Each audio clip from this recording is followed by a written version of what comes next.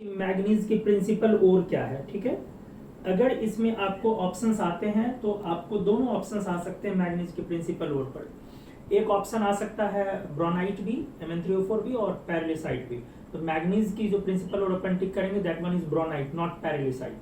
दोनों और है लेकिन प्रिंसिपल और ब्रोनाइट। अब इसको कैसे, अब बताओ मैग्नीज को एल्यूमिनियम रिडक्शन से करते हो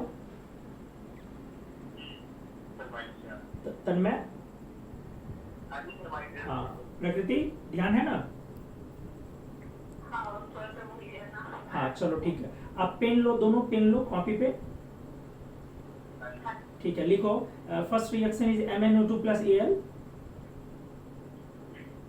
MnO2 प्लस Al मतलब पैरेलिसाइट से अपन करना चाह रहे हैं। पैरेलिसाइट से MnO2 प्लस Al गिव्स क्या देगा? Mn plus Al2O3 and second one is Mn3O4 plus Al। Mn3O4 plus Al ये भी देगा Mn प्लस Al2O3। अब दोनों रिएक्शन को बेटा बैलेंस कीजिए।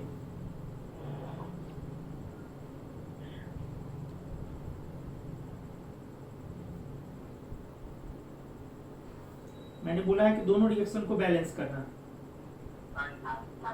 चलो बैलेंस करो, हो गया। Mn3O4 वाले में आपने सिंपली एल्यूमिनियम पे 4 लगाया, एल्यूमिनियम नहीं एल्यूमिनियम सॉरी एल्यूमिनियम पे 8 लगाया आपने। ठीक है, और पे 3 लगाया आपने। ठीक है, 9 लगाया मैग्नीज पे हमने।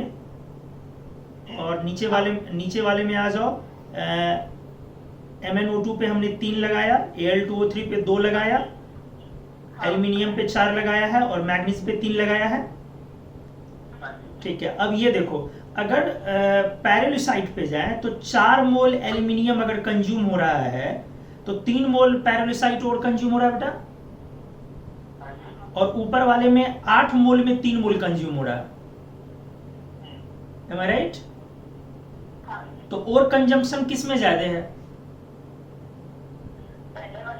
पहले वाले में नहीं, और कंजम्पशन पहले वाले में कहाँ ज्यादा है? दूसरे वाले में ज्यादा है। अगर आप 4 मोल एल्यूमिनियम इसमें लेते हैं, 4 उसमें भी, तो आपका वो 1.5 मोल ही ब्रोनाइट की कंज्यूम होगी, जबकि 3 मोल पैरेलिसाइट की कंज्यूम हो रही है। ठीक है, अब आपने सुना है कि जो थर्माइट प्रोसेस होता है वो हाईली एक्सोथर्मिक होता है, इसीलिए बहुत हाई MPBP के ही ट्रांजिशन मेटल को हम लोग थर्माइट प्रोसेस में कंसीडर करते हैं, जिसके ऑक्साइड का डेल्टा जी नॉट काफी निगेटिव होता है। हाँ, तो अब जरा सोचो, ये इतना ज्यादा एक्सोथर्मिक रिएक्शन है जिसको कंट्रोल करना काफी डिफिकल्ट होता है। अगर इसमें और का कंजम्पशन रेट बहुत ज्यादा होगा तो कंट्रोल और डिफिकल्ट हो जाएगा। इसीलिए हम लोग पैरेलिसाइट से प्रेफर करते हैं मैग्नीज के एक्सट्रैक्शन को, रेदर देन ब्रोनाइट से हम लोग प्रेफर करते हैं रेदर देन पैरेलिसाइट। क्लियर हो गई चीजें? हाँ चलिए ठीक है, अब कंसंट्रेशन पर वापस अपन चलते हैं। क्या प्रकृति कोई प्रॉब्लम? ठीक है, अब चलिए कंसंट्रेशन पर वापस चलते हैं हम लोग। कंसंट्रेशन पर आए, अपना ग्रेविटी सेपरेशन जो है वो मेनली ऑक्साइड ओर से लेते हैं हम लोग, इनसॉल्युबल ऑक्साइड्स ओर। अब ये बताओ उसमें कैसिटेराइट लेंगे या नहीं लेंगे?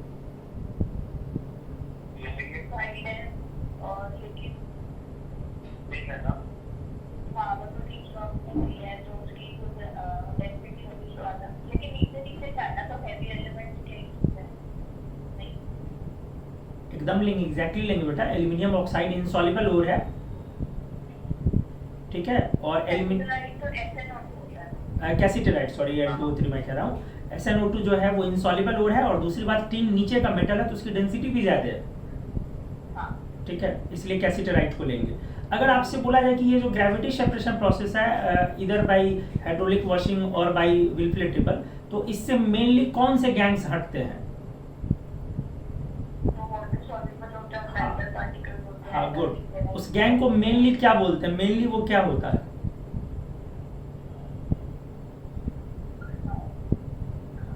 Siliceous matter. ठीक है, मिट्टी बालू वगैरह ये इससे siliceous matter, siliceous impurities, mainly ये मिट्टी बालूज होती है, ये सब उससे धुलता है।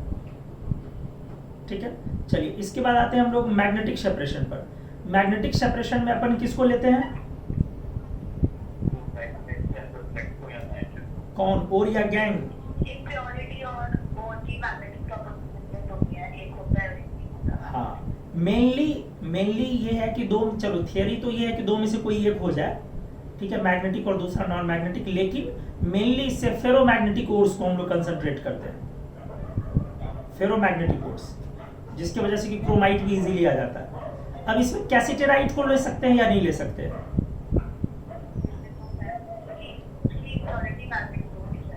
हाँ, क्या होती है कैसिटेराइट में? तन में बताओ तो बेटा, कैसिटेराइट में क्या इंप्योरिटी होती है? वोल्फ्रामाइट का फॉर्मूला बोलो। FeWO4 MnWO4। अब बताओ, मैं एक क्वेश्चन बोल रहा हूँ, वोल्फ्रामाइट्स आर वोल्फ्रामाइट्स या wolframates? Wolframite ores are wolframite या वोल्फ्रामेट?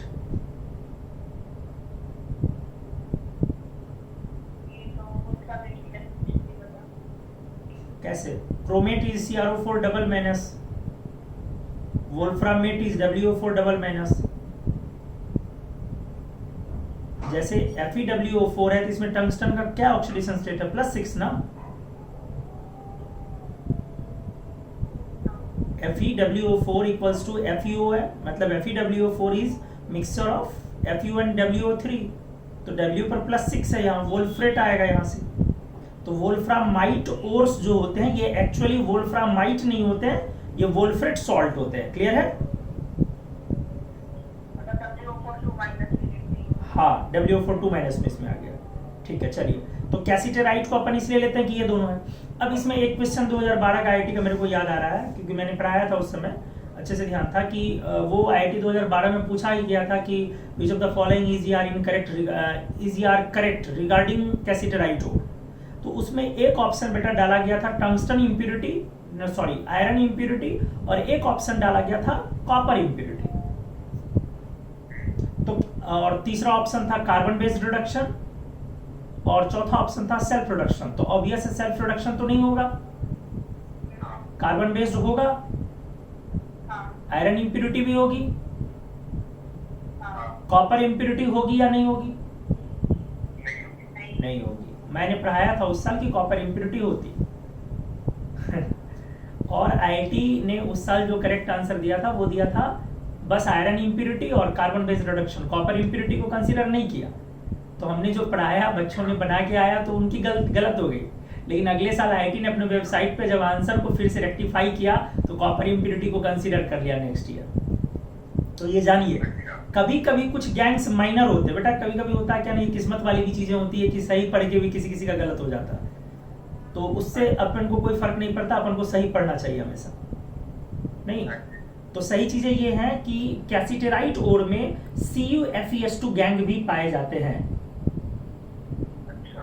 ठीक है, कैसिटेराइट में CuFeS2 भी पाए जाते हैं। जैसे मैं एक बार याद दिलाऊं, आप लोग बॉक्साइट पढ़ते हो तो बॉक्साइट ओर में गैंग्स क्या लिखते हो? SiO2, TiO2, Fe2O3, लेकिन V2O5 पढ़े हो?